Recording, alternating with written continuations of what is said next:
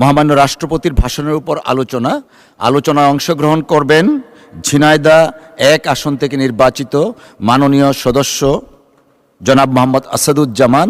জনাব মোহাম্মদ আসাদুজ্জামান, আপনার সময় 7 মিনিট। ধন্যবাদ। মাননীয় স্পিকার, আপনাকে ধন্যবাদ। 7 মিনিট একটু বৈষম্যমূলক আচরণ হয়ে গেল মাননীয় স্পিকার। বৈষম্য হবে না, এন্ড অফ দ্য ডেতে দেখবেন বৈষম্য হবে না। মাননীয় স্পিকার, আপনাকে ধন্যবাদ।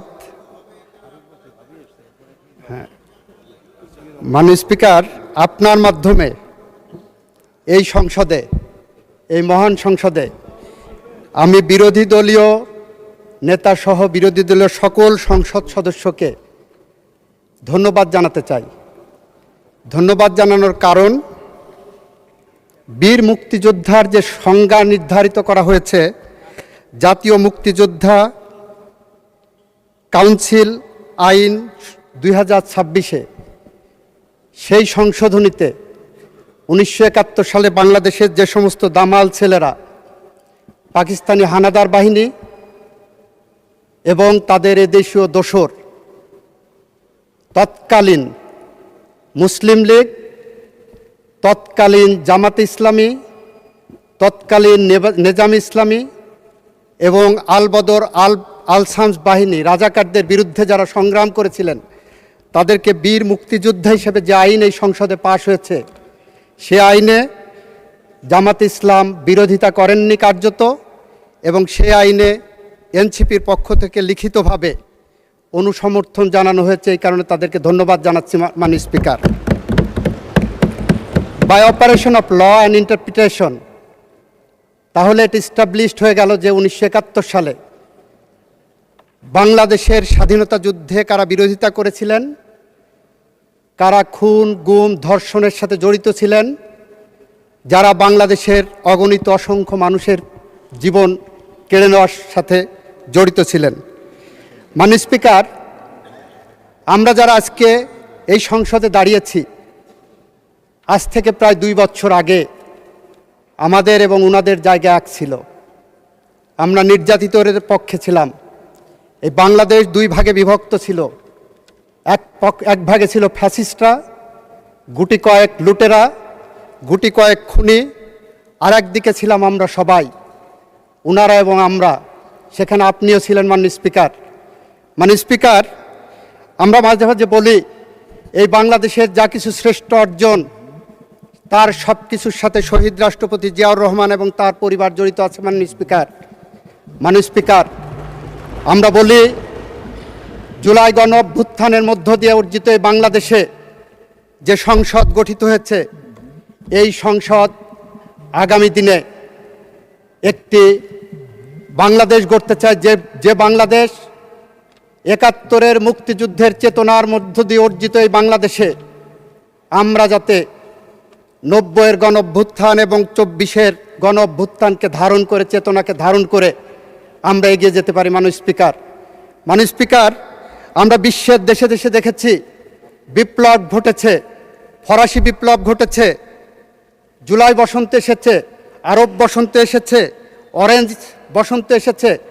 সমস্ত বসন্তের পরেই সে দেশের রাজনৈতিক দলগুলোর মধ্যে একটি সমঝোতা হয়। সেই সমঝোতার ভিত্তি হয় গণ অভ্যুত্থান, গণ অভ্যুত্থানের চেতনা। কিন্তু আমরা যেটা দেখছি, অত্যন্ত দুঃখের সাথে, পরিতাপের সাথে আমি লক্ষ্য করলাম, গতকাল জাতীয় সংসদে একটি লিফলেট পেলাম মাননীয় স্পিকার। সেই লিফলেটে ওনারা 11 দলীয় জোটের পক্ষ থেকে একটি লিফলেট দিয়েছেন, বিরোধী দল কেন সংস্কার চায়। সেখানে কয়েকটি পয়েন্ট দিয়েছেন। এই পয়েন্টের মধ্যে কোথাও জুলাই সনদের কথা বলা নাই মাননীয় স্পিকার। এখানে বলেছেন গণভোটের কথা। ব্যাখ্যা করেছি, জুলাই সনদ থেকে গণভোটকে ডেভিয়েট করা হয়েছে।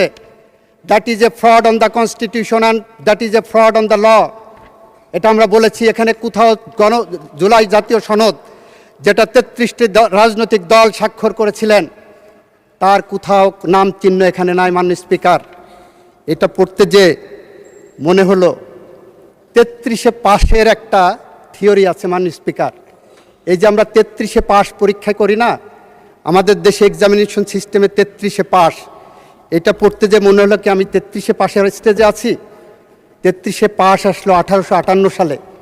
এই উপমহাদেশে যখন ম্যাট্রিকুলেশনের পরীক্ষা শুরু হবে, সেই সময় কতই পাশ হবে নির্ধারণ করতে পারছে না। তখন ব্রিটিশ শাসক ছিলেন, ব্রিটিশদের কাছে পাঠানো হলো যে 33-এ কততে পাশ হবে। তখন ব্রিটেনে পাশের মার্কস ছিল 65 নাম্বার। ব্রিটিশরা মনে করতেন এই উপমহাদেশের মানুষ ব্রিটিশদের থেকে অর্ধেক বুদ্ধি ধারণ করে, তাই ওনারা 32.5 নাম্বারে পাশের মার্কস করলেন মাননীয় স্পিকার। ওখানে ছিল 65, এখানে হলো 32.5। 4 বছর পরে 1862 সালে এটা 33 করা হলো। আমার মনে হচ্ছে ওনারা এমনভাবে লিখেছেন, আমি কি সেই 33 পাশের মতন ওনাদের থেকে এখনও অর্ধশিক্ষিত আছি? যেখানে মাননীয় স্পিকার জুলাই গণ অভ্যুত্থান, জুলাই সনদের কোনো শব্দ এখানে ওনাদের সুপারিশের মধ্যে নাই। মাননীয় স্পিকার, এটা অত্যন্ত দুর্ভাগ্যজনক এবং দুঃখজনক। মাননীয় স্পিকার, এখন যদি বলি যে এটা কবে হবে, তাহলে ফিলিস্তিনি জাতীয় কবি মাহমুদ দারুইশের একটি কবিতার কথা মনে পড়ে। ওনারা কবে এটা শুভবুদ্ধির উদয় হবেন? মাহমুদ দারুইশের প্রেমিকা তাকে জিজ্ঞাসা করেছিলেন, মাহমুদ আমাদের দেখা হবে কবে? উনি বলেছিলেন যেদিন যুদ্ধ থামবে। প্রেমিকা জিজ্ঞাসা করলেন, যুদ্ধ কবে থামবে? উনি বললেন যেদিন আমাদের দেখা হবে। মাননীয় স্পিকার, ওনাদের সাথে আজকে আমাদের সম্পর্কের জায়গাটা এরকম চলে গেছে। কবে আমাদের মিল হবে? যেদিন ওনাদের শুভবুদ্ধির উদয় হবে। শুভবুদ্ধির কবে উদয় হবে? যেদিন আমাদের দেখা হবে। মাননীয় স্পিকার, আমার 26 সেকেন্ড সময় আছে, আমি আরো 5 মিনিট সময় চেয়েছি। মাননীয় স্পিকার, জি, আপনাকে 4 মিনিট সময় দেওয়া হবে। 4 মিনিট। মাননীয় স্পিকার, আমরা এমন একটি সময়ের মধ্য দিয়ে পার হচ্ছি, যে সময় এই সংসদে আমাদের কথা বলার কথা ছিল মধ্যপ্রাচ্য যুদ্ধ, যে সময় আমাদের কথা বলার কথা ছিল বাংলাদেশের অর্থনৈতিক। 4 মিনিট বাড়িয়ে দেন প্লিজ। 4 মিনিট। আমাদের অর্থনৈতিক যে মেরুদণ্ড ভেঙে গেছে, সেই মেরুদণ্ডকে কিভাবে সোজা করতে পারি, এ সময়ে কথা বলার কথা ছিল আমাদের জুলাই যোদ্ধাদের স্বপ্ন কিভাবে বাস্তবায়ন করতে পারি। আমাদের কথা বলার কথা ছিল কিভাবে বাংলাদেশের কৃষকের পাশে দাঁড়াতে পারি। আমাদের কথা বলার কথা ছিল কিভাবে বাংলাদেশের ভুখা নাঙা মেহনতি মানুষের পাশে দাঁড়িয়ে বাংলাদেশের আগামী ভবিষ্যৎ আমরা তৈরি করতে পারি। অথচ আমরা কথা বলছি কি নিয়ে? গণভোটের 4টি প্রশ্ন নিয়ে। মাননীয় স্পিকার, গণভোটের 4টি প্রশ্ন ছিল, তার 3.5টি প্রশ্নের ব্যাপারে বিএনপির কোনো আপত্তি কখনো ছিল না। বাকি অর্ধেক যে প্রশ্নটা, সে আধা প্রশ্নটা হলো আধা প্রেম আধা প্রতারণা। আধা প্রেম কীরকম দেখাচ্ছেন? আমরা জুলাই সনদ বাস্তবায়ন করতে চাচ্ছি, এটা জুলাই সনদের অংশ। আধা প্রতারণা হলো জুলাই সনদের মধ্যে বলা আছে ওই প্রশ্নটা কখনোই প্রাসঙ্গিক হবে না, বিএনপির জন্য অ্যাপ্লিকেবল হবে না। বিএনপির জন্য অ্যাপ্লিকেবল হবে তার নোট অফ ডিসেন্ট। আমরা সেই কারণে বলছি, ভাইরা আমার, আমরা নির্বাচনের মাঠে, মাননীয় সংসদ সদস্য স্ট্যান্ড কারেক্টেড। মাননীয় স্পিকার, আমি দুঃখ প্রকাশ করছি, নির্বাচনের মাঠে আমাদের নিজস্ব এজেন্ডা ছিল।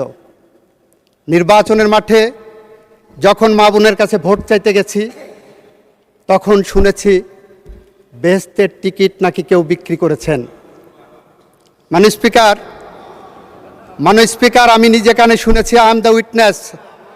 দ্বিতীয়ত আপনাদেরটা শুনবো। মাননীয় স্পিকার, আপনার মাধ্যমে বলতে চাচ্ছি, যদি ভুয়া হয়ে থাকে, প্লিজ আপনারা কথা বলবেন না। যদি ভুয়া হয়ে থাকে মাননীয় স্পিকার, তাহলে ধন্যবাদ জানাচ্ছি।